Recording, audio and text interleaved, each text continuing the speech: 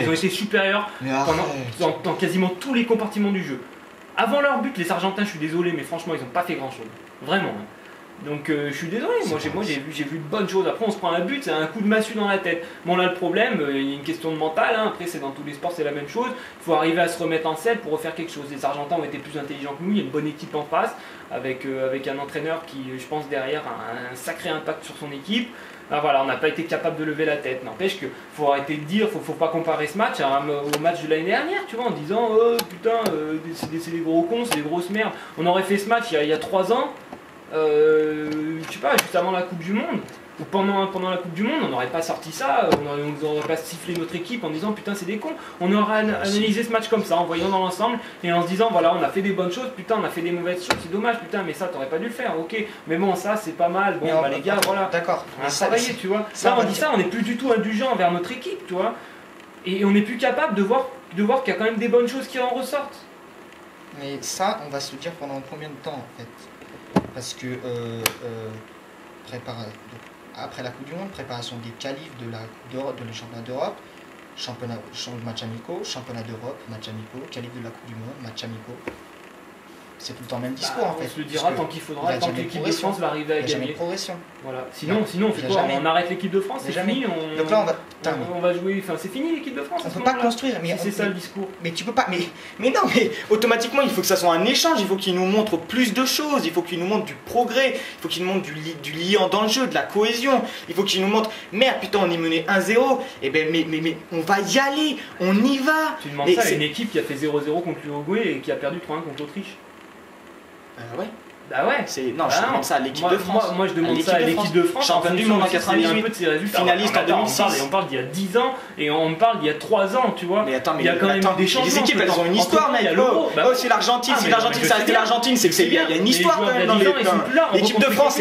C'est pas le Mali. On est censé gagner tous les matchs. L'équipe de France. Bah non, bah voilà. Preuve que non. C'est qu'on en a perdu et que maintenant il faut savoir s'adapter à une équipe qui a été moins forte et qui retravaille pour arriver à une cohésion et à une équipe. On retravaille tout le temps, c'est ça que je te dis. On retravaille tout le temps. On s'est fait taper à l'Euro, on se fait taper contre l'Argentine, on se fait taper par toutes les grosses équipes. C'est ça que je te dis.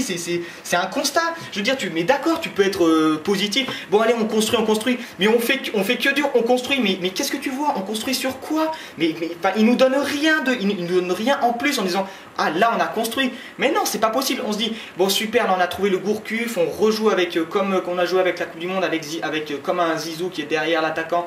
Là on met Gourcuff, on a Ribéry, Henry qui fait une super saison à gauche, Ribéry super machin. Ok c'est cool, on va pouvoir enfin jouer un peu plus offensif, on va pouvoir développer du jeu, faire des occasions, presser. Mais c'est pas du tout ce qu'on a vu hier. Hier on a vu que c'est tout l'allant et la Sanadiara qui ont en première mi-temps. Mais arrête. Si, moi je l'ai vu. Mais t'as vu Gourcuff? T'as vu Gourcuff en première mi-temps? Faut arrêter. Attends, mais Gourcuff, le type, il enchaîne des matchs tous les 3 jours. La semaine dernière, il a joué Paris, il a joué Marseille, il a fait un match de merde. Mais je reste pas Gourcuff. Non, mais bon, voilà, il a fait un match de merde. Il a pas eu l'impact qu'il avait avant. Et bah, c'est comme ça. C'est ça que je te dis. C'est qu'il était là, il était beaucoup trop haut. C'est que finalement, le boulot que devait faire Gourcuff, c'est tout l'allant qu'il faisait. C'est aberrant. C'est aberrant. C'est tout. C'est ce que je dis, moi je le trouve super fort Gourcuff. Mais là, il était dans la nasse beaucoup trop haut. Ribéry c'est pareil, Henry c'est pareil. Nos 4 joueurs ultra offensifs, on se gargarisait, on se disait l'Argentine ils sont peut-être forts, mais nous au moins on va leur imposer notre quatuor offensif de rêve. On les a pas vus. Tout l'allant la Sanadiara. Voilà.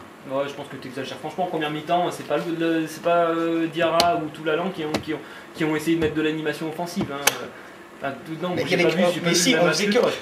On pressait super haut, on avait que des ballons de récupération. Ils ont récupéré des ballons. Voilà, des ballons de récupération. Ils ont enchaîné en essayant de faire des relances, donc qui n'ont pas toujours été bonnes. Hein, ça, on peut pas enlever ça. Ils ont essayé de relancer. Devant, Ribéry, il a fait un travail intéressant. Sagna est monté sur l'aile pour qu'on ressorte plus vite et pour donner plus de solutions. Non, je sais pas, moi je les ai vus, ces choses. J'ai vu un peu d'entrain dans l'animation offensive et ce qu'on voit plus depuis 2 ans en équipe de France, on voit plus ça. Bah là, je l'ai retrouvé un petit peu, j'ai envie de me dire, bon, c'est bon signe. Tu vois, on se prend 2-0 face à une équipe d'Argentine qui a été très forte, très intelligente.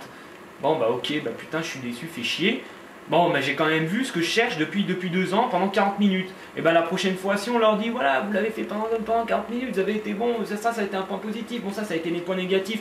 prochain match, les types ils vont se dire bon bah ça putain on a fait 40 bonnes premières minutes, pourquoi on devrait tout changer? Bah non, peut-être qu'on va reprendre cette base là, cette base de ces 40 premières minutes et les adapter pour faire un grand match, pour être plus intelligent, pour être plus fort et enlever les points faibles qu'on avait eu, travailler dessus à l'entraînement, travailler et arriver à quelque chose de plus positif quoi. Tu vois, si à chaque match on se dit putain on s'est fait taper encore, on s'est encore pris de 1-0, ah putain on s'est fait taper, c'est la défaite du siècle, bah si à chaque fois on se dit ça et qu'on n'essaye pas de tirer un peu des enseignements positifs d'un match, positifs et négatifs, pour essayer de progresser encore, et bah non, je suis désolé, après l'excuse de oh mais c'est l'équipe de France, moi j'attends qu'ils mettent 3-0 à tout le monde, bah c'est dommage, l'équipe de France elle a des hauts débats, tu vois l'équipe d'Angleterre dans les années 80-90, bah voilà, c'était l'équipe d'Angleterre, bah depuis quelques temps ils font de la merde, bah là ils sont en pleine reconstruction aussi, tu vois, bah c'est comme ça.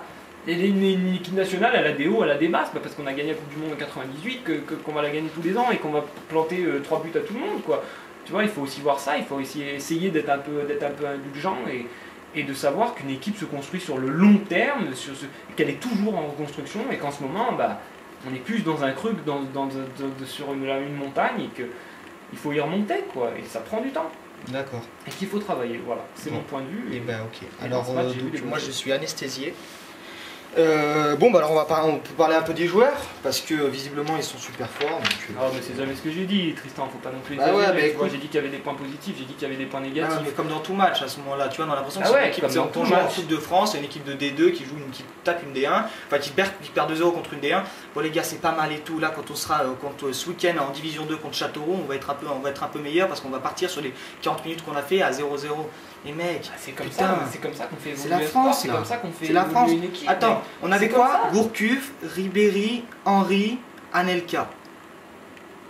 Bon, on n'est pas censé faire peur à tout le monde avec ça? Bah visiblement non. Moi je suis déçu de ça. Voilà. Bon alors, ok alors. Moi peut-être, il y a peut-être... quel joueur j'ai aimé? Oh putain. C'est chaud. Ouais, bah Gallas Mexès. Mais en même temps, Gallas Mexès, c'est vrai que ça a mieux tenu. Mais ce qu'il faut se dire, c'est qu'il faut qu'on ait une défense centrale. Parce que, enfin, quand même, tu dis qu'on est en reconstruction et tout, moi je veux bien te croire. Mais il faut pas oublier quand même que l'objectif à chaque fois de l'équipe de France, c'est de gagner la Coupe du Monde. Enfin, ça, on est quand même. Enfin, de toute façon, c'est un objectif. Il nous est imposé comme pour 8 ou 9 grandes nations du foot. À chaque début de Coupe du Monde, l'objectif imposé, c'est de gagner. Alors, partons de là, partons de cette perspective-là. Gallas Mexès, je me dis oui, ça tient. Ça a mieux tenu cette fois-ci. Simplement, quand on rencontrera une équipe du niveau de l'Argentine, ça risque de ne pas tenir. La preuve, Gallas Mexès font un bon match dans l'ensemble, puisque les Argentins n'ont pas trop d'occasions, mais toutes les seules occasions qu'ils ont eues, ils étaient à la rue. Première occasion de Messi, bon, super sauvetage de Gallas, mais qui revient et Messi qui part il s'engouffre dans l'axe comme dans du beurre. Deuxième but, la deuxième fois qu'il s'infiltre dans l'axe, il marque.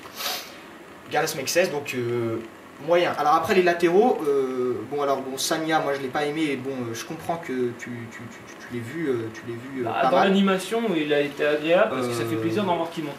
Maintenant, défensivement, je l'ai dit tout à l'heure, hein, je l'ai précisé que devant Gutiérrez sur le premier but et même sur le deuxième but devant Messi parce qu'il était là aussi et qu'il s'est laissé déborder comme ça. C'est ça aussi le haut niveau, quoi. Bah, voilà. Tu dois pas faire des conneries comme ça, tu vois. Enfin, Sagna, d'accord, il est un peu plus monté, il monte un peu plus que Fanny. Et ils sont là aussi pour l'apprendre. Et la prochaine fois, il se dira putain, il faut pas que je me déconcentre devant Gutiérrez. Putain, merde, il faut pas qu'il repique sur son pied droit pour aller frapper le côté intérieur. Tu vois, je vais essayer de le dégager. Enfin, voilà, tu vois. Ça reste aussi un match amical. On joue pas non plus la finale de la Coupe du Monde, tu vois. Bon, bah c'est dommage de partir dans ces considérations. N'empêche qu'on a une équipe qui depuis quelques années tourne moins bien et bon, Abidal, horrible. Horrible. Ça, c'était pas possible. Et pourtant, il joue avec Henry à gauche, à Barcelone. Bon, alors après, c'est pas le même système. Le 4-3-3 Barça, je sais pas. En plus, Abidal n'est pas obligé de monter autant à Barça parce que il y a énormément de joueurs qui le font. Et donc là, on lui demande, ça aurait été vraiment, important qu'il le fasse et il l'a pas fait. Henry un peu perdu, je l'ai vu sur le côté droit un petit peu. Ça marchait un peu sur les pieds parce que Ribéry n'aime pas du tout jouer à droite, maintenant c'est bon.